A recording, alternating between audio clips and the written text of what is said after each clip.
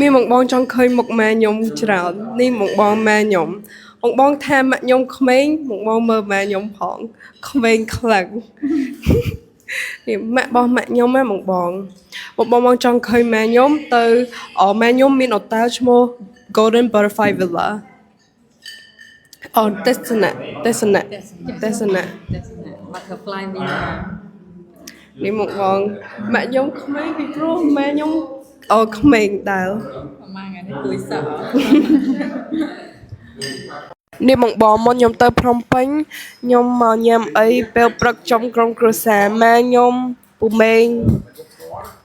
Jaden ម៉ាក់ខ្ញុំប៉ាខ្ញុំទៅភ្នំពេញទាំងអស់ម៉ែខ្ញុំ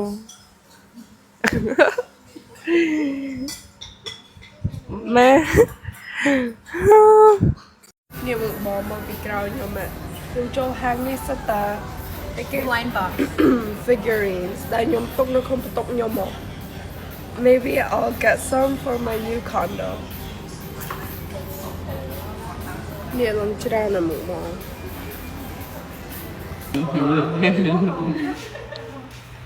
មួយខ្ញុំហើយតាយមាននៅមួយវិញរំ TikTok TikTok នៅមួយវិញរំ TikTok អូបែរនេះនៅមកអូ TikTok ហ្មងនេះអូនគេថាមិនទួច ចាប់ដៃគូជាមួយនឹងអា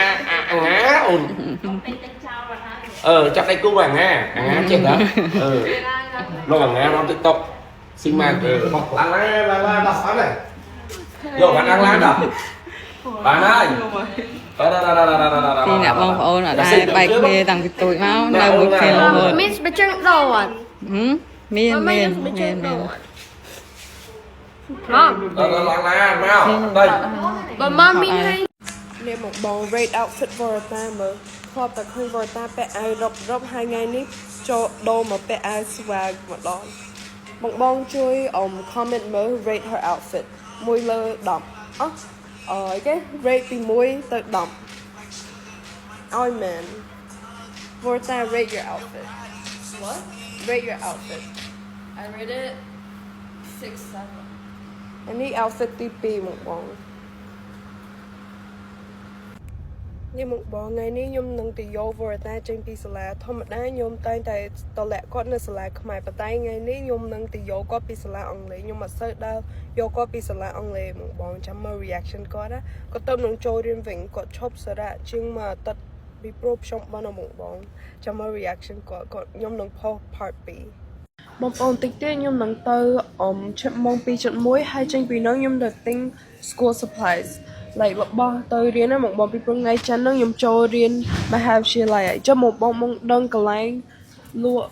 សម្ភារៈសិក្សាឲ្យបងអាចជួយ comment 5ហើយបងណាដែលរៀននៅមហាវិទ្យាល័យអីបើអាច recommend បានថាគួរទិញអីគេខ្លះឲ្យវល់ទៅ especially របស់ like cute ពីព្រោះហើយក៏ទិញរបស់ឲ្យ Vorta ដែលខ្ញុំនឹងឲ្យម៉ាក់ខ្ញុំផ្ញើពីព្រោះមិនថ្ងៃទេម៉ាក់ខ្ញុំទៅតែវិញហើយបង